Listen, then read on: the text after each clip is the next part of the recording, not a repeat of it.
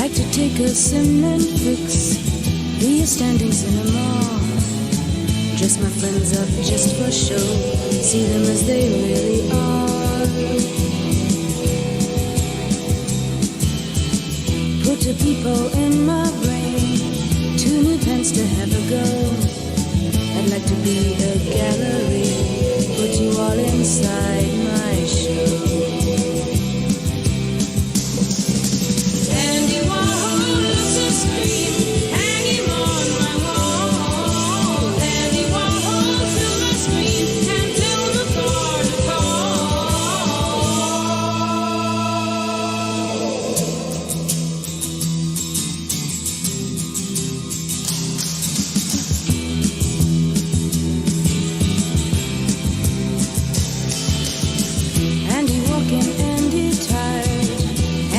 A little snooze, tie him up when he's fast asleep, send him on a pleasant cruise.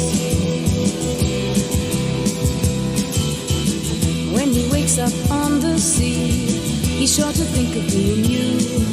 He'll think about paint and you'll think about you. What a jolly boring thing to do.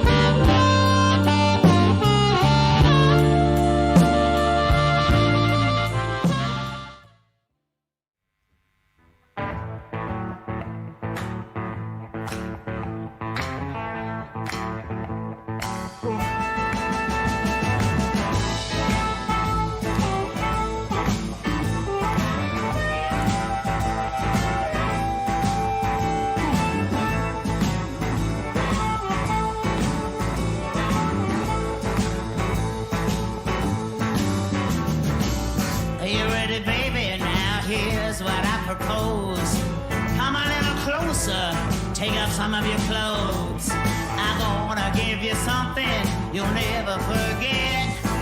Mama's gonna give you the best you'll ever get. 'Cause I'm experienced. Oh, I know just what to do. Yeah, you're in safe hands now. Mama's gonna take good care of you. Well, I know what you need and I know what makes you tick. Just let Mama show you her special trick.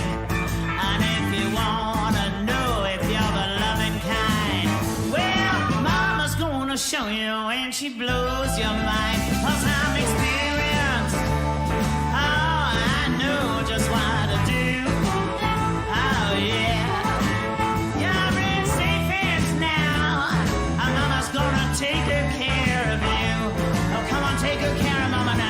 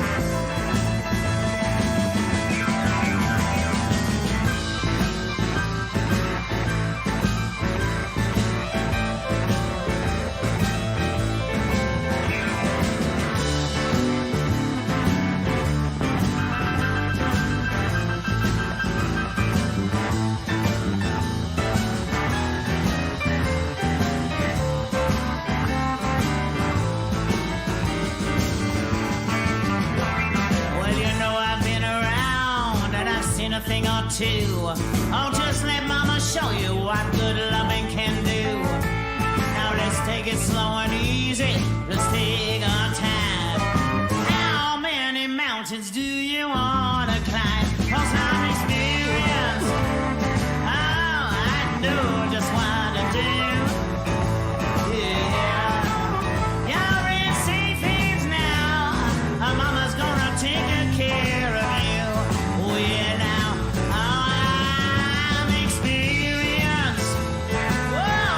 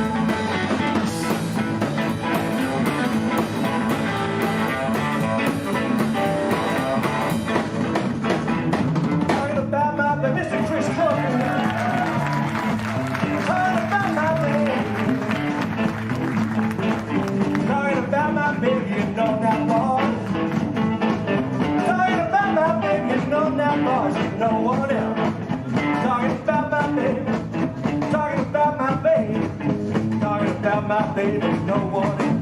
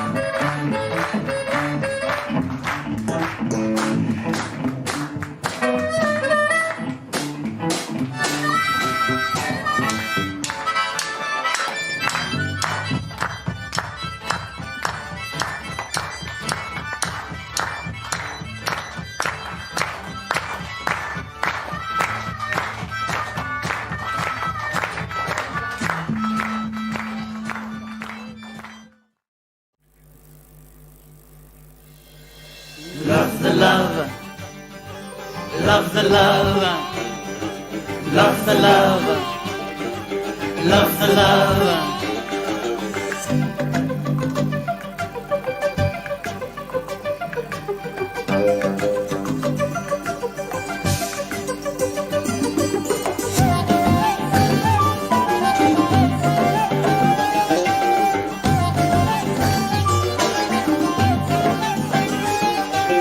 Love the love, love the love, love the love, love the love, love the love of the beloved, love the love of the beloved, love the love of the beloved, oh love the love of the beloved. Take love, don't break love, just make love your goal. So love the love of the beloved, love the love of the beloved, love the love of the beloved, love the love of the beloved. Hold it, enfold it, it's gold in your soul. So love the love, love the love, love the love, oh, love the love.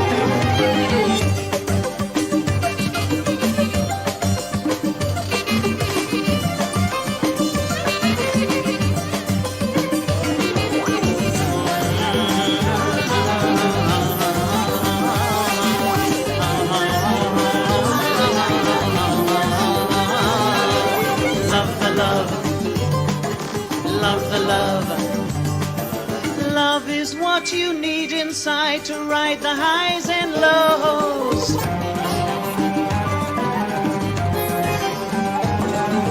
Love can change the thorn's life into a fragrant rose. Love can sow the seeds of hope. With love, that's how it grows. Love yourself and love for all mankind. Unity is divinity, it makes you see that love is blind. So love the love of the beloved, love the love of the beloved, love the love of the beloved, oh love the love of the beloved. Love to the oceans, love to the mountains, love to the flowers and trees. Love to the oceans, love to the mountains, love to the gentle breeze. Love the love, love the love. Love to the sunrise, love to the moonlight, love to the stars in the skies. Love to the fishes, love to the animals, love to the birds that fly. Love the love, love the love.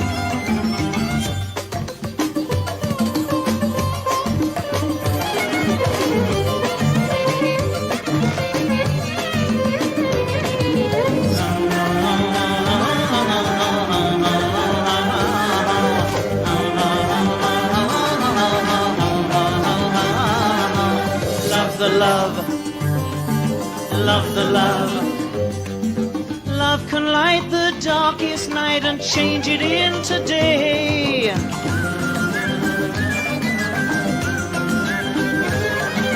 Love can guide the one that's lost, the one that's gone astray. Love can lift a heavy heart and blow the clouds away. Love yourself and love for all mankind.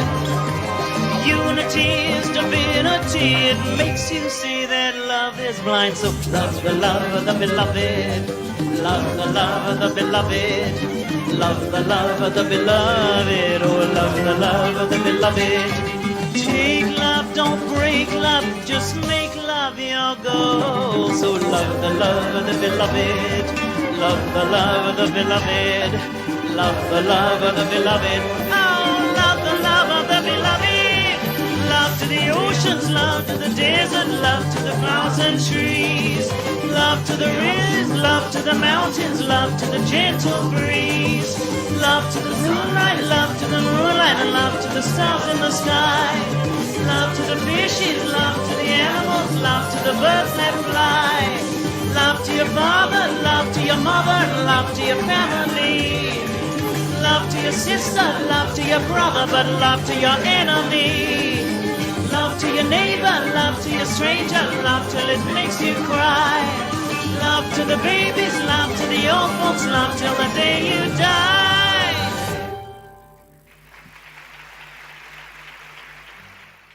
We got a bit of 9 Below Zero for you. 9 Below Zero.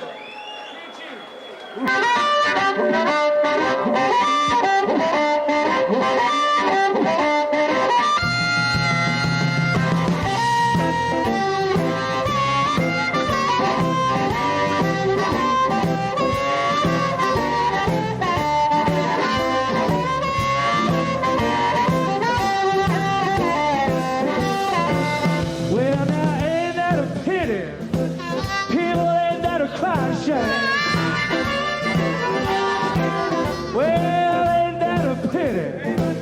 People ain't that a crying shame. You know that it's 9 below zero. She put me down, boys, for another man. I'll tell you what else she did. I given her all my money, well, all my love and everything. I given her all my money, all my love and everything. You know that it's 9 below zero, she done put me down for another man. I'll tell you all about it. Oh,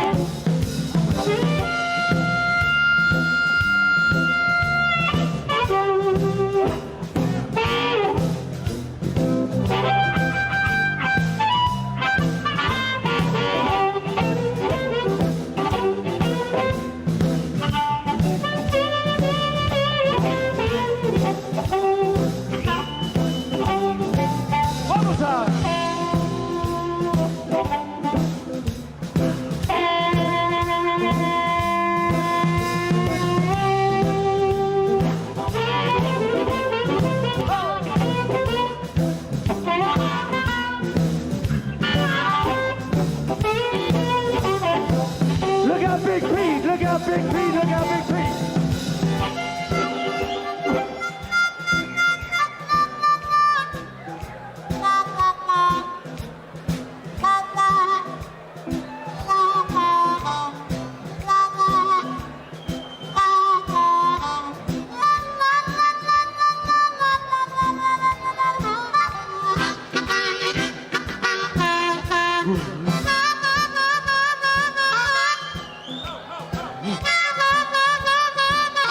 What you say?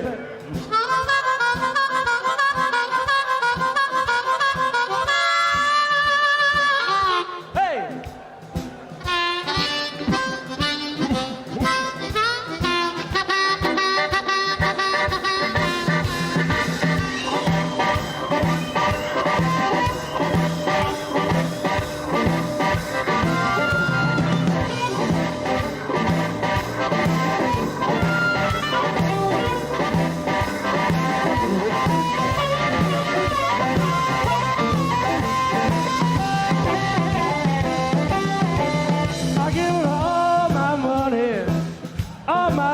Everything.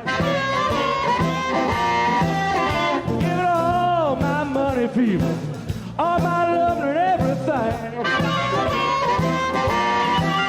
You know there's 9 below zero. She done put me down for another man. Good night, ladies and gentlemen. How about it for Giles, everybody? How about it for this young man one time?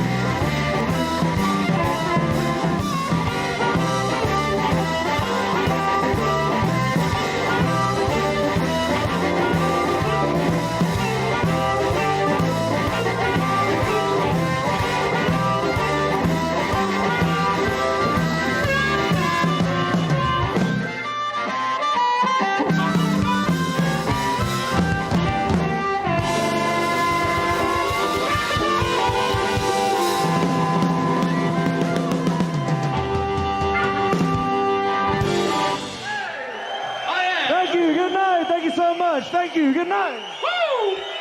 Mr. James Harmon, ladies and gentlemen. Mr. Magic Thank you so much.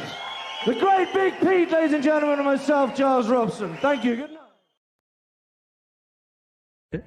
You talk about it. This is another friend of David's, anyway. This is another friend of mine who lives in London this time. And she's a very, very, very, very, very, very excellent songwriter. And she hasn't been recorded as yet with her own compositions. And needless to say, tonight is no exception. She's doing one of my things that I wrote for her. And it's called Andy Warhol. And this is Miss Dana Gillespie.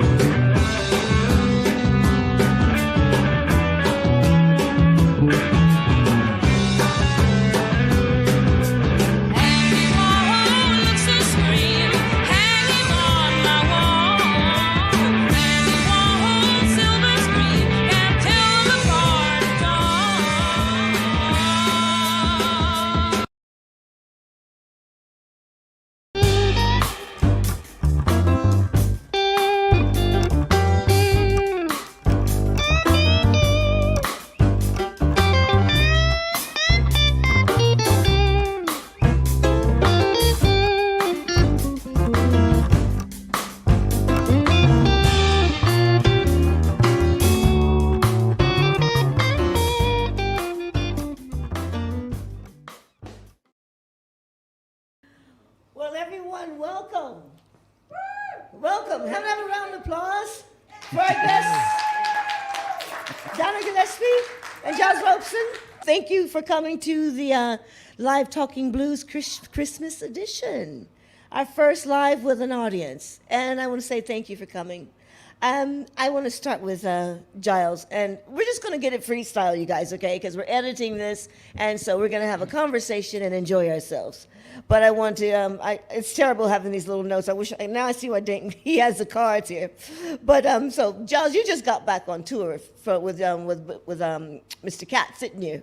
Bruce Katz. That's right, yeah. We had a crazy, short, but very intense tour to the Czech Republic, to Denmark, and then to Holland, with some pretty amazing sort of jumps from country to country with some crazy journeys. Really? I mean, like, you mean 8-hour journeys during the day? Well, we had on Monday we had an 11-hour journey. Oh my goodness! A 4 a.m. start, 11 hours on a train, and then a gig, and then the preceding Friday, I think it was about the same. We had a plane journey, and then a layover, then another plane journey, then a car journey, and then a gig. So it sometimes it's difficult to get that planning just right.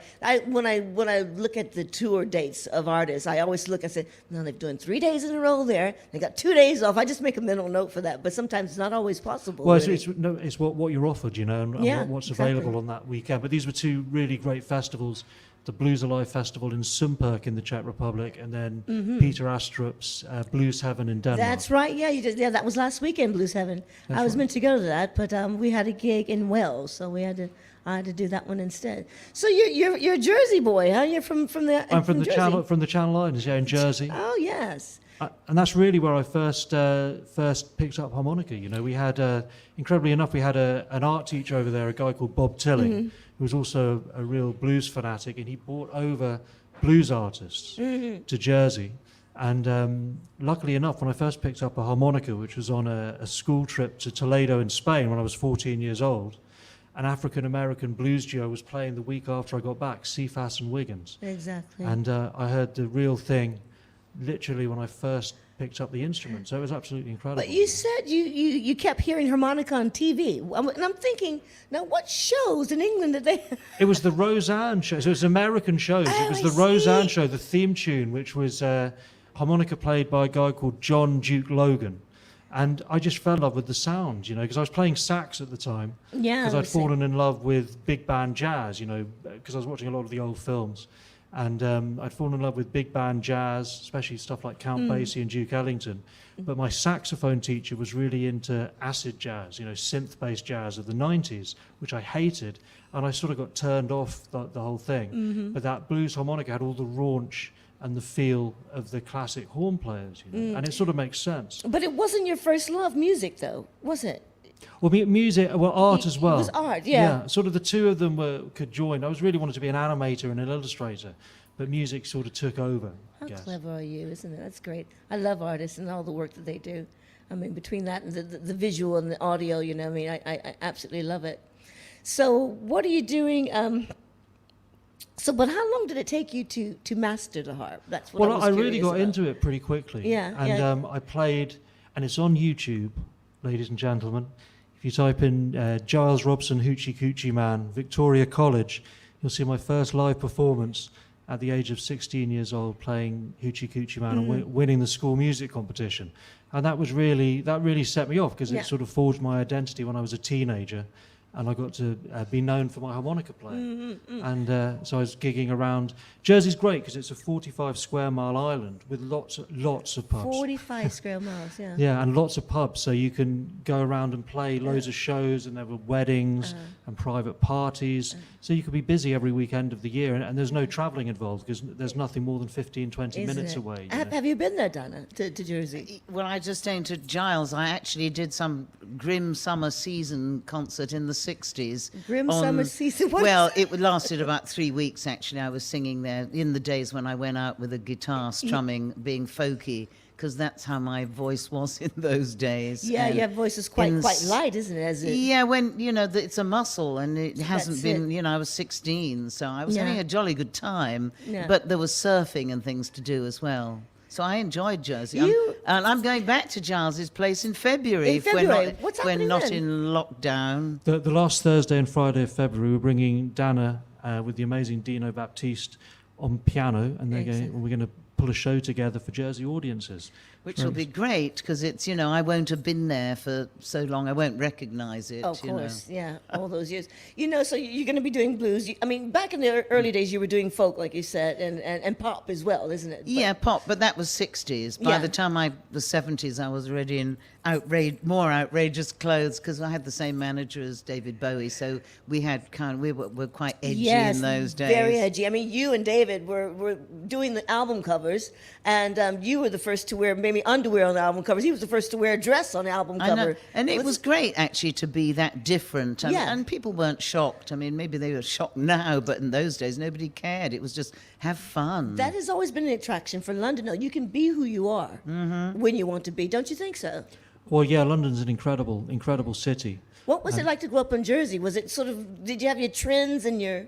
It was great for me as a musician. It was a very conservative island, but at the same time, it was great as a musician because there were so many places to play, and I really look back on that time and I'm quite grateful simply because there were just so many pubs and, as I said, private parties and weddings all the time. So it really honed my sort of music early on, and maybe if I'd lived in another small town in the UK, there wouldn't have been as much stuff going on or opportunities. But in terms of it certainly would never have been as, I would say, as swinging as London in the 60s or any decade. And I'm sure there's no place like this place, the Temple of Art and Music, because there's this thing about you being an artist and music as well. The two go together, and they go together particularly well in this place. I agree. This is an incredible venue. And, it's not like any other venue I've been into. It's wonderfully unique, and I agree with what you're saying. That there's an artist and musician are a co-joined sort of thing, and it's wonderful because as an artist, I feel immediately at home in a venue such as this. Well, you should see it when it's in action. Oh yeah, you've seen it in action. Definitely, haven't you, it's a great atmosphere. Yeah. So let me just ask now talking about venues and talking about places where we've been. Donna, you went over to America, and David went over to America, and pretty much lived there for a bit of time. Why didn't you go over? Why didn't you stay? Well, I've never liked hamburgers, and I don't like waffles, and I don't actually like the American accent very much.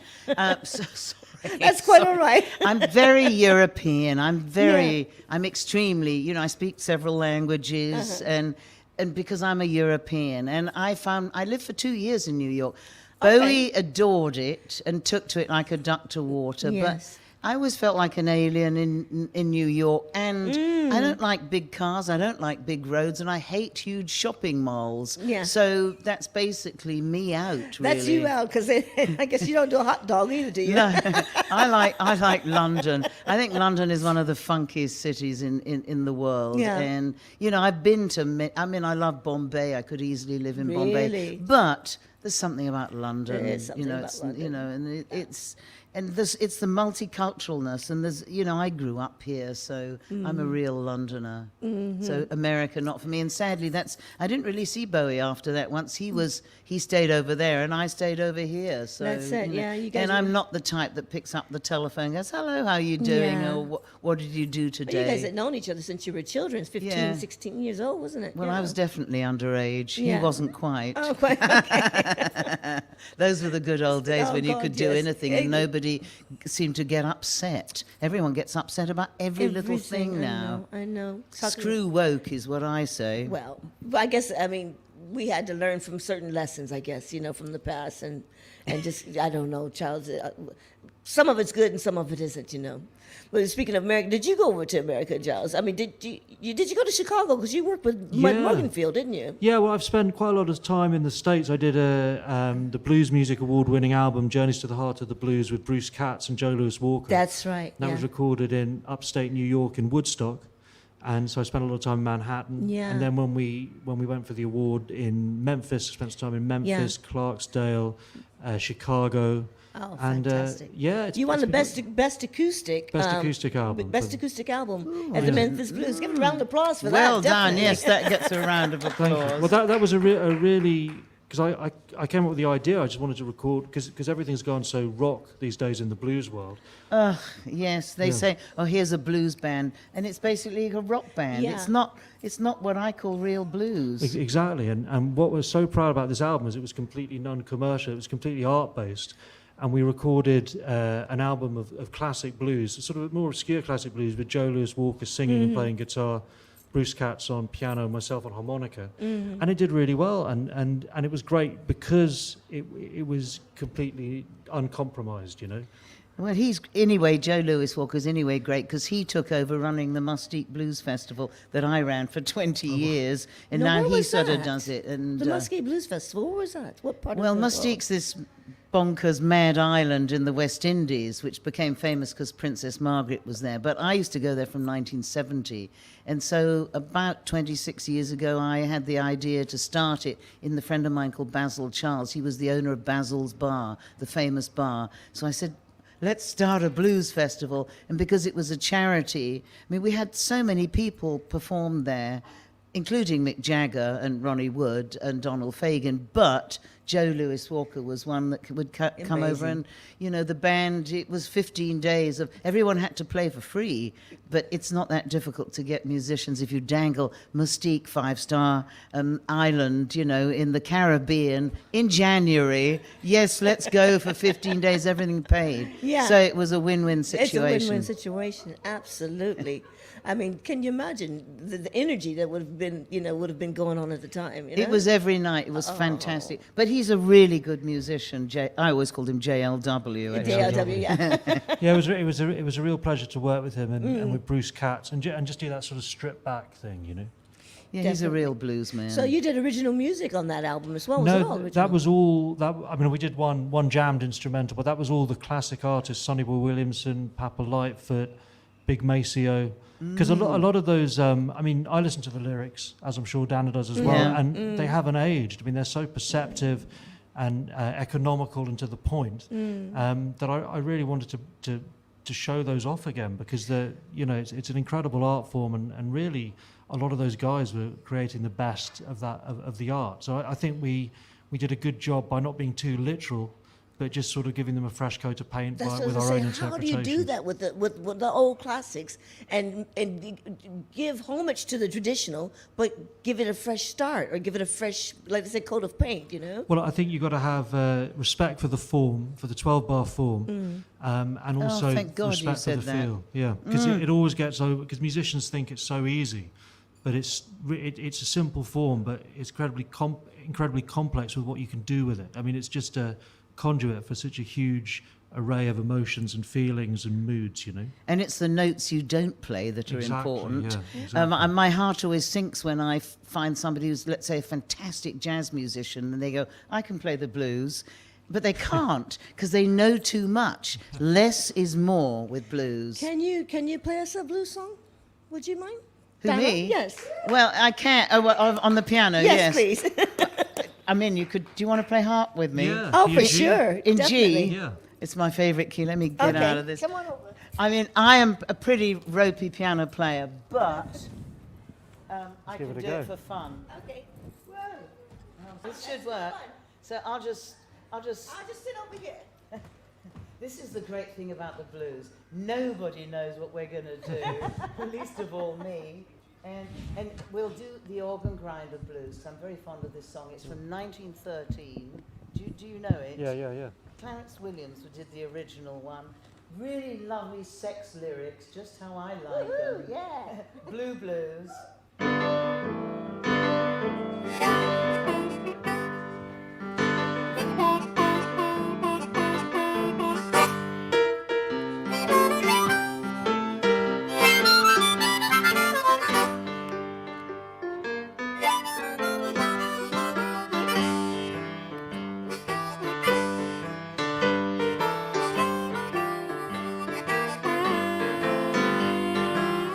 Organ grinder,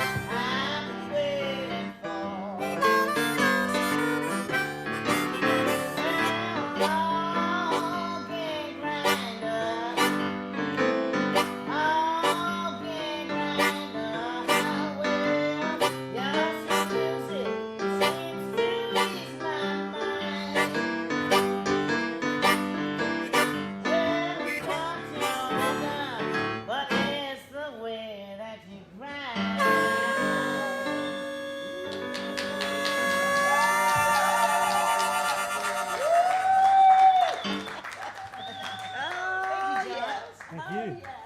That was just a little bit of silly fun. That was fantastic. Careful, watch yourselves there. Yeah. Yeah, we mustn't take a nosedive off the stage. We've got gigs to do. Exactly, in places to go and people to see. Yes, absolutely, Kat.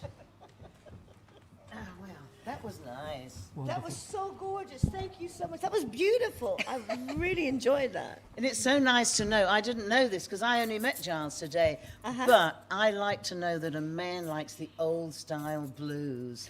I mean, because I keep hearing people talking about blues, like we said before, and all they come out and do is rock.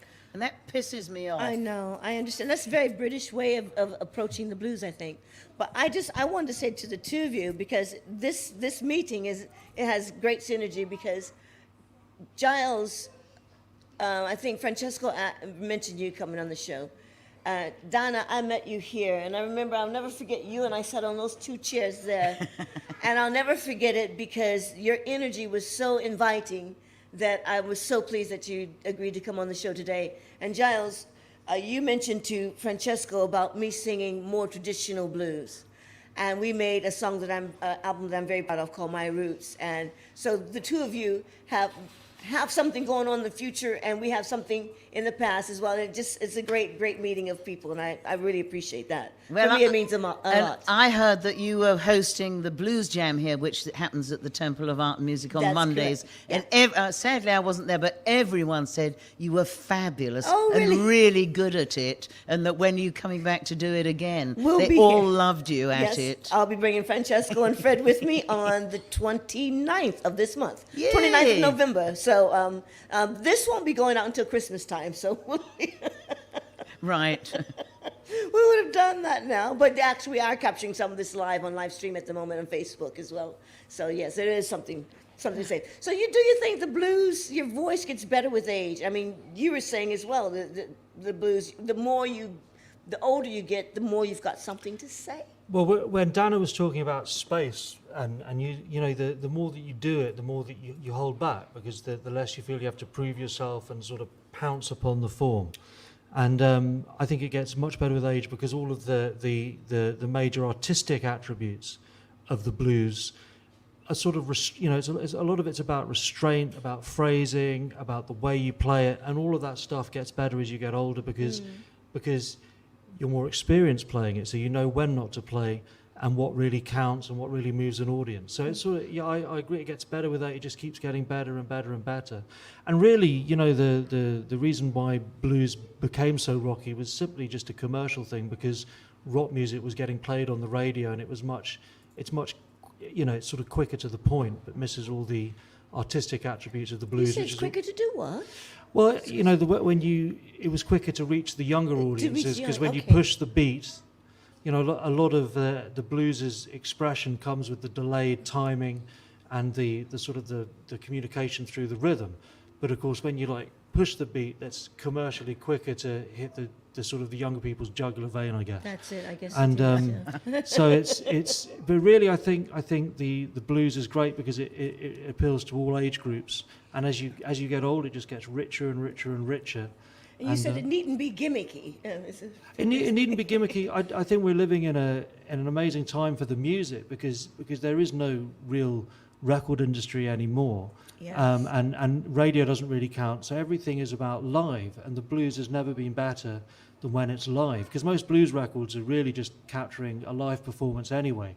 And the magic of the blues is it's a very simple structure for people to understand, and then you infuse it with a lot of complexity, emotional complexity, and sort of game playing with the audience, and so they can follow the form and where the chord changes are, and sort of get in a trance-like state almost, because it's so familiar. But then you can take them on all sorts of journeys within that form. You know? And we're still dealing with what goes on in our daily lives. I mean, when we sing blues, even today. I mean, we don't have any cotton fields in London or anything like that, but. But we still talk about what's going on in our lives: love, loss, happiness. It's subtle stuff, I think, that is what I like about the blues, is its subtlety. And people tend to forget that it is the mother of all Western music. If you didn't have the blues, it wouldn't have morphed into jazz, rock, and everything else. It is the basis of everything. It's played all over the world, isn't it? Yeah, it's not played enough, in my opinion, on the radio and never on television. And most people don't even know the difference between jazz and blues. That horrifies me, but I'm a bit of a purist, so... No, I agree. People say, oh, this is Kat, she's a jazz singer, and I... if they dare say that to me, I'll kick them where it hurts. Woohoo, yes. Well, they might like it, though. Now, let's carry on. No, change the subject quickly, Kat. Let me see now. I want to go back to you because I don't know how many people know, Donna, that you were in the original cast of Jesus Christ Superstar. Yeah, that was 1972 here at the Palace Theatre, and to play Mary Magdalene was a great honour, actually. But actually, it was 8 shows a week of watching the crucifixion. At the end of 1 year, I knew it was time to go. Okay, yeah. Because it's like an opera. You had to sing the same note every night, which is fine. It was great training, though, for fabulous. that muscle, wasn't it? Yeah, but discipline, just to be in the theatre and everything. You had to dance classes and you got to be on the ball. But I would go on my days off, or the moment the curtain would go down, I used to leap into my little car and drive down to a low-life pub called the Windsor Castle in the Harrow Road and get up and sing for some rocking type numbers with a band that used to play there, which they don't exist anymore. And so I started keeping my own band while this was going on. And then, of course, the same management with myself and Bowie, we all took off for America. Main Man. Which altered everything. And I just released my 4th album called Weren't Born a Man, hence that book is sitting there. Exactly. We were going to talk about the books. We were going to talk about the books. But that one's Women in Jazz, or is it? Women in Blues. Oh, it's Women in Blues. Don't say jazz. No, okay. But Giles isn't in it, so we can't. Well, we can talk about it. You don't mind if we talk about women's stuff, do you? Well, we're both in it, aren't we? We're both in it, yes. Right. And it's written by Jennifer Noble, yeah, who couldn't be here today. She really wanted to come down, but she had another commitment that she had to do. And it's 50 Women in Blues. And it's a really good book, actually, as is mine. Yes. So both books are standing their pride of place on the stage. Weren't Born a Man was one of your albums? Was it an album? It was an album I did when I was signed to RCA in the Main Man era. So on it is Andy Warhol, which is the song that Bowie wrote for me. And now, is that the song that Ronson produced after David couldn't produce it? Well, most people think he produced it, but actually I produced it. I've always been a record producer from very early. I used to work in the early days in the sort of, my second album was produced by Mike Vernon, of course, blues fame. Exactly. And I learnt so much. I did 4 albums with Mike Vernon, and I always loved the production side. Everyone, Ronson, everyone called him Ronno. He did his first string arrangements on this album, and it was that Bowie was meant to produce it, but suddenly he was starting to hit iconic heights in America. And in fact, he got his version of Andy Warhol out before mine, although he'd written it for me before, but I was still stuck in Superstar. So, but in the end, actually, so Ronson did a lot of playing and arrangement. Bowie did some. If you listen carefully, you can hear Bowie strumming his 12-string guitar on it. We all used to play 12-string guitars because if you're not brilliant. What? Hunky, what's... No, I can't play it on the piano. I only do blues. I can't. I had to do it at a Bowie kind of memorial thing last year in Rome, and it took some learning because I don't normally sing that kind of music. I'm always been entrenched in the blues. Yeah, you said it was a bit sort of, I wouldn't use the word cold, but a bit steely or something for your liking. Well, the lyrics are, I'd like to take a cement fix, be a standing cinema. Well, those are how Bowie would write. Yeah, exactly. He used to write strange abstract sentences and put them all together. I'm likely to write about, I love the way he walks, or he made me feel good, or something much more personal. One song that you sung, and I love your songwriting, by the way, and it's very captivating. And this is a great blues. I mean, you just get the feel. When the night comes down and the shadows fall, that's when I need you most of all. Yeah, When that's losers where, are weepers and the best man never wins. When losers are weepers and the best man never wins. I mean, I love that, you know. That's from that song Where Blue Begins, Where which Blue I Begins, wrote with Mike Vernon and another Uh-huh. guy called David Malin. And it went to #1 in Denmark, of all places, with somebody else singing it. Sadly, not me. I see, yeah. But you love writing lyrics. That's one of your favorite I things. think You're great at it. lyricism.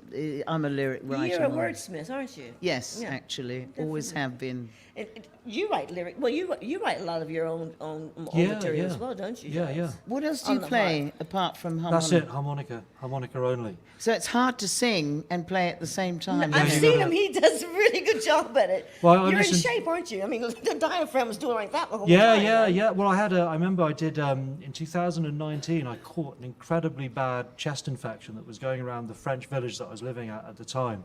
And I had 50 gigs between the end of January and the beginning of June in 9 different Wow. countries.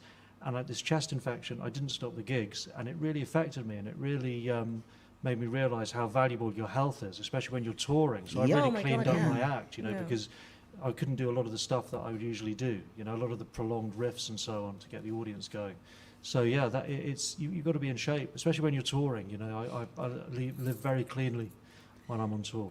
People forget that it's really important to stay in good shape as a musician. When you're younger, you can go out, you know, roaring and have a good time. Any musician can actually probably be legless and still do the gig, but the singer can't Yeah. because the chops that your instrument goes. No way. But as you get older, I actually, if anyone says to me, "Can you give me some singing tips?" I'd say, learn dance, go and do dance classes, go swimming every day, which is my thing. Do something that is healthy, because otherwise you'll lose your instrument and, Exactly, and you yeah, lose your power. I've had to sack musicians in my band because they were serious drinkers, and I won't have that anymore. How pathetic. But, you know, the gig is the most important It thing. definitely is. I mean, it's the same, and it's that kind of. It's a bit of a hamster wheel, isn't it? So you're going from hotel to venue to tour bus and kind of. But people think it's doing a world tour is easy. But I've never done a world tour. But can you imagine going from country to country, drinking different waters, eating different foods? You really have to be on top. It's eating the food sometimes that you don't really want to eat. I've just come back from Belgium, and you know, so much bread is offered to you. It's just bread the whole time, which is really bad for you. Kind of came home feeling sluggish because of what's there to eat. That's actually, right. and you've got to eat. Or you got to eat whatever's offered to you. And I ain't complaining because, you know, a gig is a gig. Yeah, I wanted to ask you, though, Giles, I'm much older than you. I'm not asking how old you are, but do you remember, and it may be late 50s, early 60s, there was a group of about 5 harmonica players used to be on the London Palladium. No, I don't actually. But I can't remember their name, and they had one little sort of tiny guy, and he played one of those minuscule Oh, harmonica. the piccolo harmonica. Yes, but I mean, I think some of them were chromatic, but they were really famous. I'll have to check them out. Check them out, but I don't remember their names because I was very young. If you Check check it out out. on YouTube as well, you've got I can never say this word. Cone Blues Festival 2013. We met Cone. there, didn't we? Yeah, yeah. And it was Giles, Sugar Blue, Billy Branch, TC, Tom Cox. doing And all Charlie Musselwhite as well. Charlie Musselwhite, that's right, yeah. All doing harps, and absolutely amazing. Amazing harp. Everyone's got to do their solos and do a bit of music, do a bit of singing. Absolutely brilliant. On the And YouTube. did you know that the slang word for the harmonica on the music scene is the gob iron? Gob iron. Oh, really? Tin I didn't know sandwich, that. It sounds all of these- disgusting. It's a crazy instrument, you know, because it's so Cheap. so cheap. Yes. And well, not anymore. Not these days, but it used to be very Really? cheap, and also incredibly badly played. I mean, you had the gods of the blues, Little Walter and Sonny Boy Williamson, and then no one figured out how to play it properly for another 20 or 30 years. But people like Little Walter, I mean, Miles Davis thought Little Walter was one of the greatest creative geniuses of his time, and used to take his band to watch him, how he constructed solos. The same with Count Basie, used to go and watch him. So there's a lot of music in there. I mean, what is the basic of, because it's just in and out with how many 12 different holes? It was designed in Germany to play stuff like this. So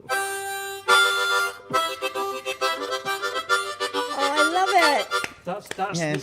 That's what it was designed for. But then African American blues musicians got a hold of it in the Mississippi in the 1910s and 20s because it was cheap and it was portable. It was cheap and portable. They started to bend the notes. So they got the and basically created something out of nothing, which to me is the miracle of the harmonica. It's a completely illegitimate instrument, and yet they managed to create this incredible emotional range. That is so emotional, isn't it? Yeah. I mean, and then you can hear like a train. Sometimes there's a train sound in it. Isn't it sort of old? Well, what was first invented were train impersonations, so stuff like.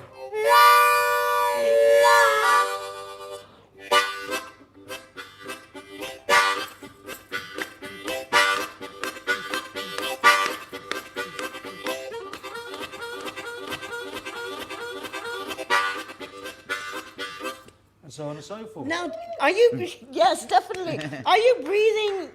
Are you doing like circular breathing like they do? It's a with very good. I don't question. I just do with this instrument. It's a good question. I think it must be some form of circular breathing. You must be from. But I made a solemn vow because when I was learning the saxophone before I picked up the harp, I really got entangled in the theory and stuff. And when I picked up the harmonica, I was like, "You're just gonna do it by ear, play by ear," Mm-hmm. And Feel. feel, yeah. And it's great because it really. You still play with precision and technicality, but you just do it by ear, and that's how I learned. So I didn't question because when I heard Sonny Boy and all of these guys, I could tell that they were very artistic and very technically precise, but they were very organic and really just did it not naturally, because that's degrading what they did, but yes, they were ear musicians, and that gave them an advantage over a lot of other artists. I mean, that's what you have as well. You've learned by ear, and that's right. It's become a natural process for you to play. and that I'm really thankful about that because I encounter a lot of musicians that get tripped up by the technique and perhaps not as expressive as they could be. Obviously, you've got to have a good degree of technique, but for me, for the sort of music I play for the blues, that technique is sort of secondary to the idea. So you learn more technique, to back up the ideas rather than learning technique for the sake of technique. Yeah, exactly. You know what I mean? Yeah. It's always a bit worrying though if you're doing a gig and a harmonica player comes up and says, "Can I sit in with you?" Because that the harmonica is it is a cheap instrument. So lots of people say, "I can play," and then they're up and you can't get rid of them, and they're not that good. Harmonica players have got a very bad name in the We're world not of as bad music. as banjo players. But that doesn't happen in blues. No, you don't see many banjos about at all anyway, do you? No, but there's plenty of musicians' jokes. I mean, whenever I'm with musicians or you're sitting in the group bus, you all sit and swap your musicians' jokes. I can't repeat many of mine here because they're all rather rude but lovely. We're grouped in with the accordion and the banjo. Okay. And the accordion, of course, is called the Stomach Steinway. The Stomach Steinway. I've not heard that one before. Really? But I'm going to use that. It's good. Well, it's probably nicer than gob iron. Definitely nicer than gob iron. But you don't play just blues either, do you? I mean, you've done folk and pop in the past, but yeah, but I have a sideline because I've always loved India, and for the last 40 years I go off to India, well, except for this blasted COVID thing. Yeah. And I sing a type of music called bhajans there. I sing them in Sanskrit. So I made about 10 albums in this style. Was it 10? But I mean, you've done 70 albums, 71 albums. 72 actually. 72 but the albums all in all. 71st hasn't actually been released. The 72nd is the one that just came out on Ace Records called Deep Pockets. But the 71st is sort of sitting there. It's going to come out.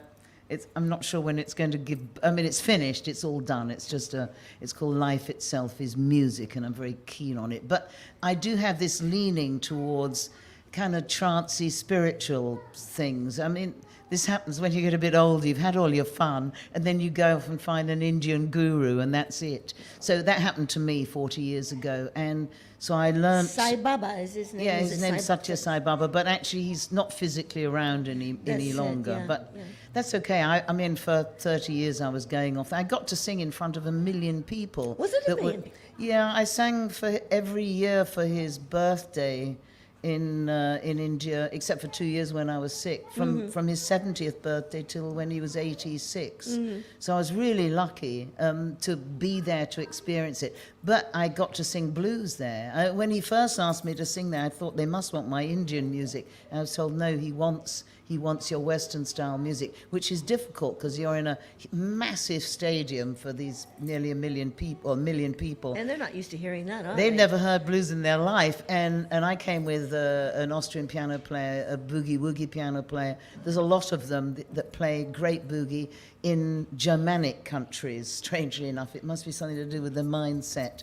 So we go off there with the band, and you could tell that they never heard it, but Sai Baba was insistent I do this. He liked it though, didn't he? I mean, he was a blues enthusiast, or who? Sai Baba? Well, he liked all music. Yes. And don't forget, one of his main followers was a man called Isaac Tigert, who started the House of Blues as well as the hard rock cafes all over the world. Oh, I see, okay. So blues, I think anyone would like real music. That's what I like about the blues. Music, yeah. It's there's no crap in there. I mean, there might be some bad players. No or gimmicks, something, you say, yeah. But it's just, it is what it is. And, you know, and as I said before, less is more. So I was really lucky to be also sponsored by the British Council to tour from top to bottom of India with the London Blues Band. And, you know, Is that the band you still use today? Is it? Yeah, sometimes a member or two might change in the band, but it's nearly always now with Dino Baptiste on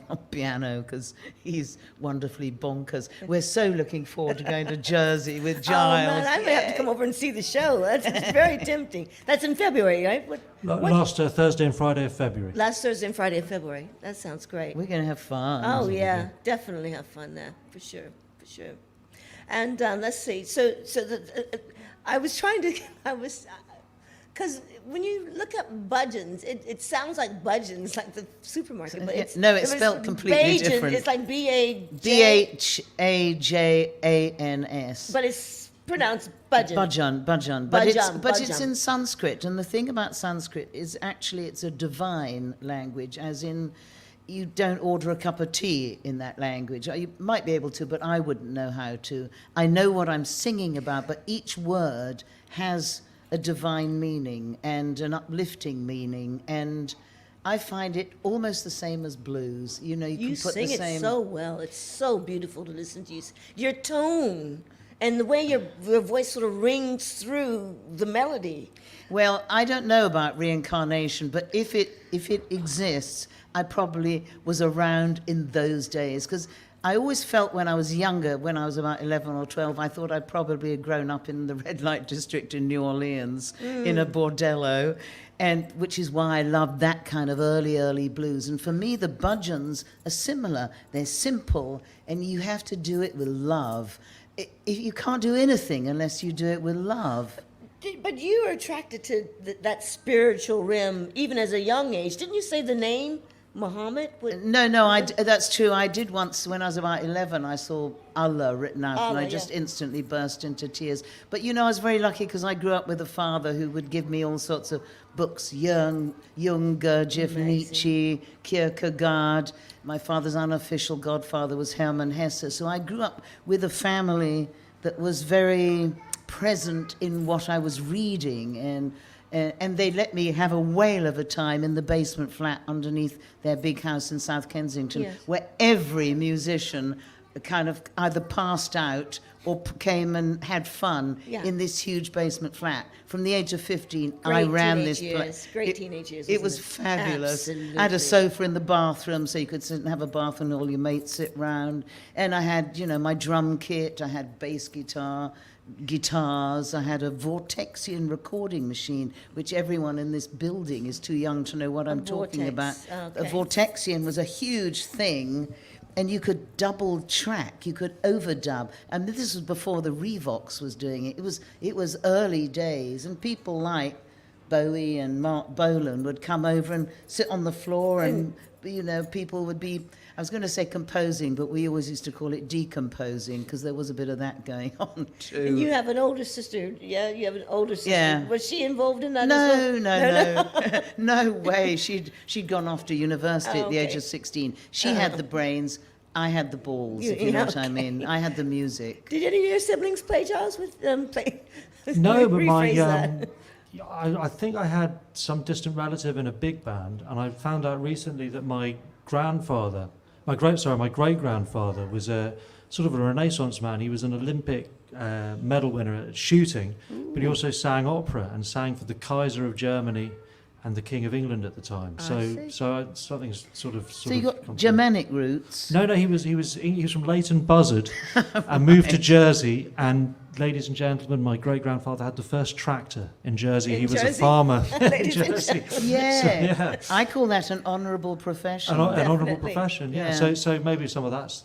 You have Austrian roots, haven't you? Yeah, from my father's side. Yeah. My mother's side was extremely English, and up until very recently, my great-great-great-grandfather and grandmother were on the British £5 note. The Queen on one side, and on the other side was a picture of a woman with a bonnet called Elizabeth Fry.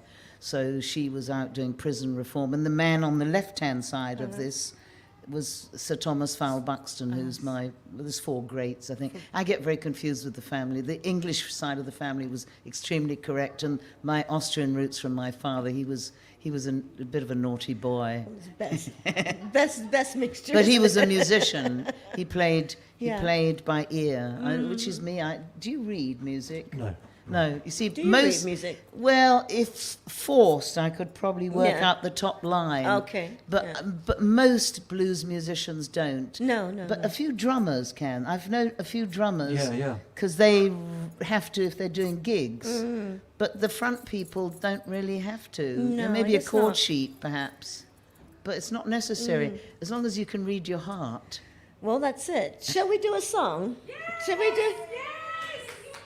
I'll do a song with Francesco and Fred. Great. So I'm going to get off the stage and I can sit and listen to you. Well, why don't we do that then? So let me just say. So we'll wrap it up with just the 3 of us doing a song, and we'll say thank you very much for coming on Live Talking Blues TV and our Christmas edition. Really appreciate that. And well, thank you, Kat, for having us here. I mean, not only that, you've introduced me to Giles, who I will meet in person on his island. I mean, I couldn't have planned it any better, I tell you. No, actually. Wonderful. What a pleasure it's been. Thank you so much. Absolutely Yes. brilliant. Well, we should all be saying Happy Christmas, or as John Lennon Yeah, would say, Merry Merry Christmas. Crimble.